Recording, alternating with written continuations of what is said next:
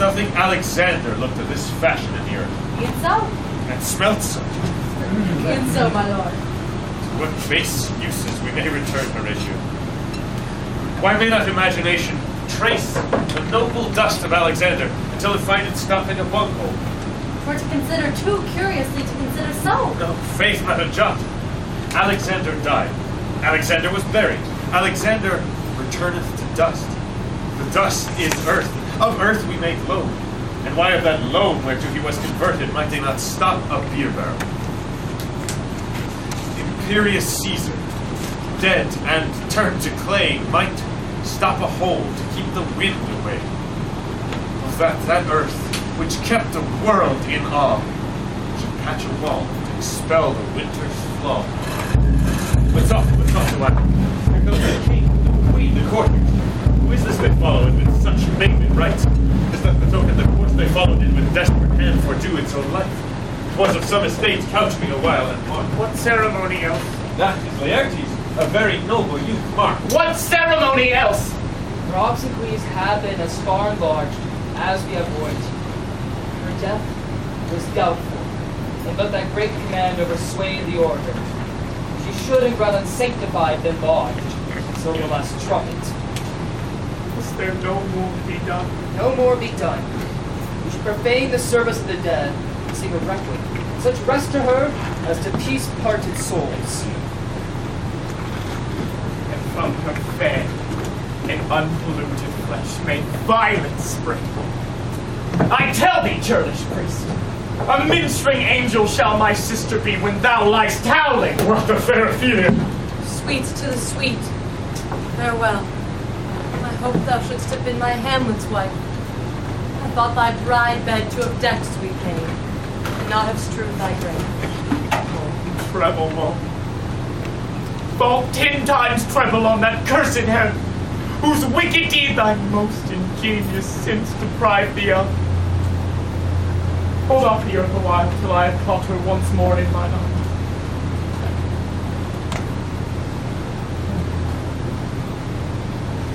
Now pile your dust upon the quick and dead.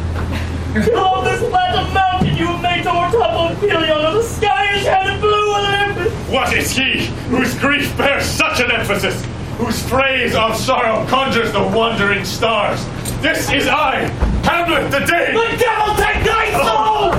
Praise that well, I really take thy fingers from my throat! Pluck them asunder! Hamlet! Little gentleman! Good my lord, be quiet! Why, I will fight with him upon this theme until my eyelids will no longer wag! Oh, my son, what theme? I loved Ophelia! 40,000 brothers could not with all their quantity of love make up my son! What wilt thou do for her? Oh, he is mad, Laertes! For love of God, forbear him! Soon show me what thou do. Would weep, would fight, would fast, would tear thyself, would drink up Isel, eat a crocodile, I'll do it! Dost come here to whine, to outface me with leaping in her grave? Be buried quick with her, and so will I! I'll rant as well as thou! This is mere madness, and thus a while the fit will work on him. Hear you, sir. What is the reason that you use me thus? I loved you ever. But it is no matter. Let Hercules himself do what he may. The cat will mew, and dog will have his day. I pray thee, good Horatio, wait upon me. Strengthen your patience in our last night's speech. We'll put the matter to the present push. Good Gertrude, set some watch over your son. An hour of quiet shortly shall we see. Till then, in patience, our proceeding be.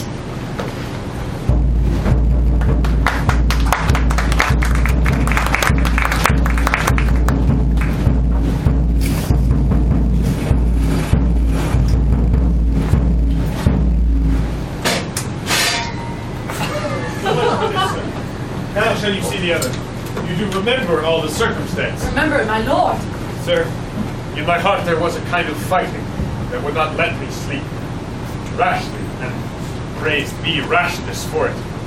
Let us know our indiscretion sometimes serves us well when our deep plots do halt. And that should learn us there's a divinity that shapes our ends, rough hew them how we will. That is most certain. Out from my cabin. my sea gown scarfed about me, in the dark groped I to find out them, had my desire fingered their packet, where I found Horatio. Royal knavery, an exact command, larded with many several sorts of reasons, importing Denmark's health and England's too, that on the supervised, no leisure baited, my head should be struck off. It's possible. Here's the commission. Read it at more leisure. But wilt thou hear now how I did proceed? I beseech you. I sat me down, devised a new commission, wrote it fair, an earnest conjuration from the king, as England was his faithful tributary, as love between them like the palm might flourish, as peace should still her wheaten garland wear, for many such like asses of great charge, that on the view and knowing of those contents he should those bearers put to sudden death, not shriving time allowed. So Guildenstern or Rosencrantz go toot. My man, they did make love to this employment. They are not near my conscience. 'Tis dangerous when the baser nature comes between the past and fell insensate points of mighty opposites. Why, what a king is this? Does it not, think thee, stand me now upon he that hath killed my king and whored my mother, puffed in between the election and my hopes, thrown out his angle for my proper life, and with such cozenage, is not perfect conscience to quit him with this arm? It must be shortly known to him from England what is the issue of the business there. Will be short. The interim is mine. I am very sorry, good Horatio, that to Laertes I forgot myself. For by the portraiture of my cause I see the image of his. Peace, who comes here? Your lordship is right. Welcome back to Denmark. I humbly thank you, sir. Dost know this waterfall? No, my good lord. Thy state is the more gracious, which is a vice to know. Sweet lord, if your lordship were at leisure, I should impart a thing to you from His Majesty. I will receive it, sir, with all diligence of spirit. Put your bonnet to its right use. 'Tis for the head. I thank your lordship. It is very hot. Oh, it is very cold. The wind is northerly. It is indifferent cold, my lord, indeed.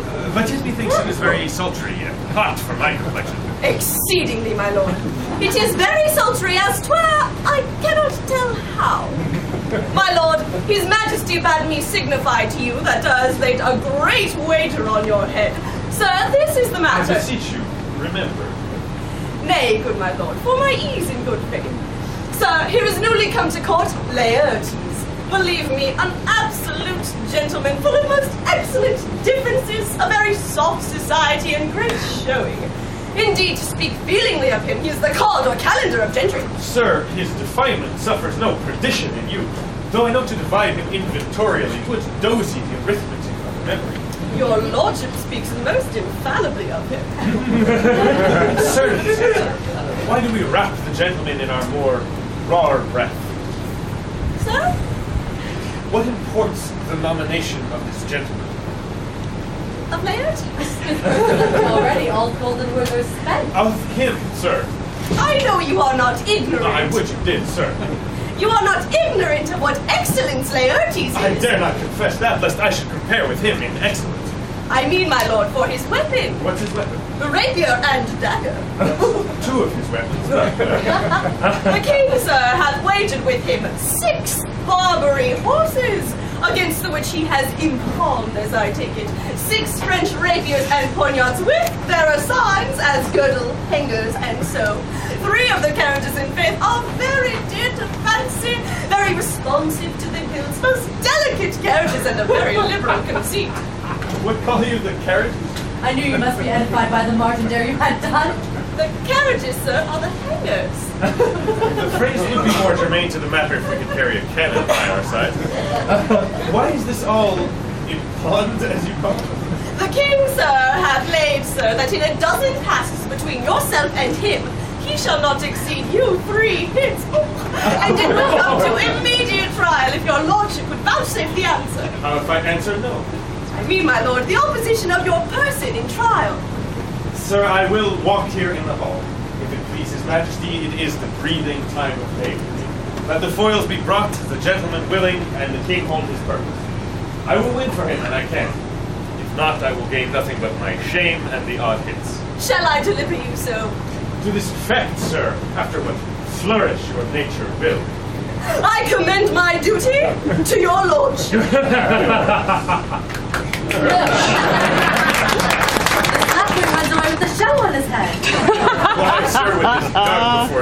Shall lose his wager, my lord. I do not think so. Since he went into France, I have been in continual practice. I shall win at the odds. But thou wouldst not think how ill all's here about my heart. But it is no matter. Nay, good my lord. It is but foolery. But it is such a kind of gain-giving as would perhaps trouble a woman. If your mind dislike anything, obey it. I will forestall their repair hither and say you are not fit. Not a whit. We defy augury. There is special providence in the fall of a sparrow. If it be now, 'tis not to come. If it be not to come, it will be now. If it be not now, it will come. The readiness is all. Since no man of aught he leaves knows, what is to leave betimes? Let be.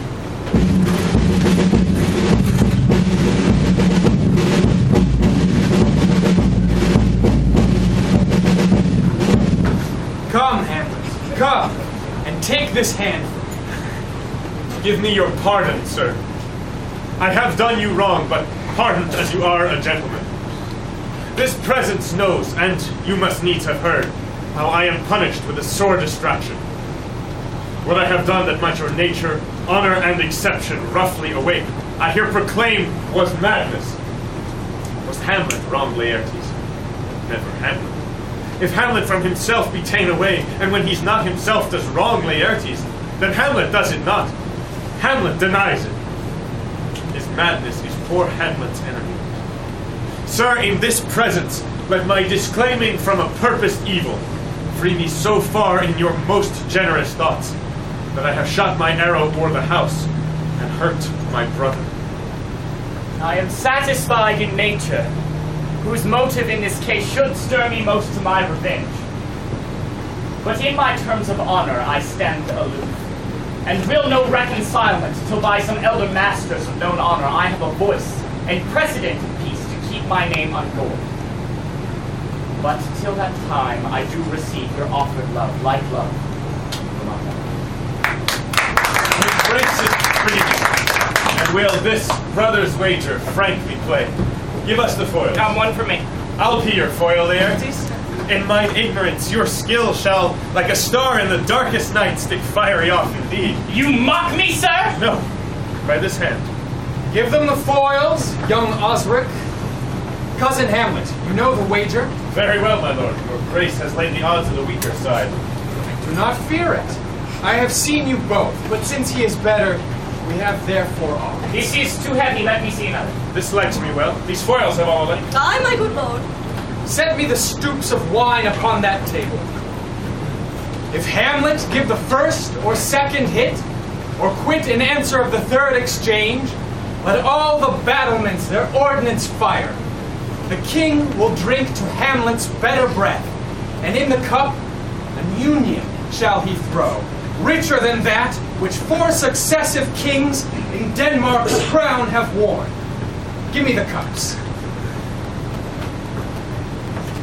Let the kettle to the trumpet speak, the trumpet to the cannoneer without, the cannons to the heavens, the heaven to earth. Now the king drinks to Hamlet.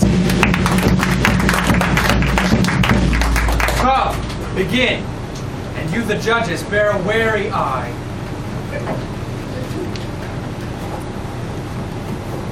Come on, sir. Come on.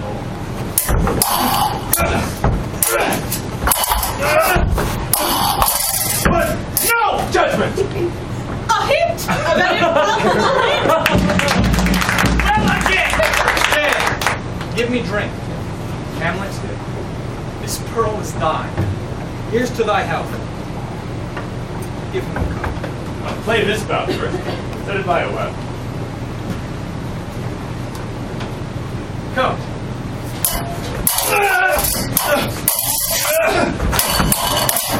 Another hit! What say you? I do confess! Our son shall win. Who's fat and scant of breath. Here, Hamlet, take my napkin, rub thy brows. The queen carouses to thy fortune, Hamlet. Good, madam. Gertrude, do not drink. I will, my lord, and pray you pardon me.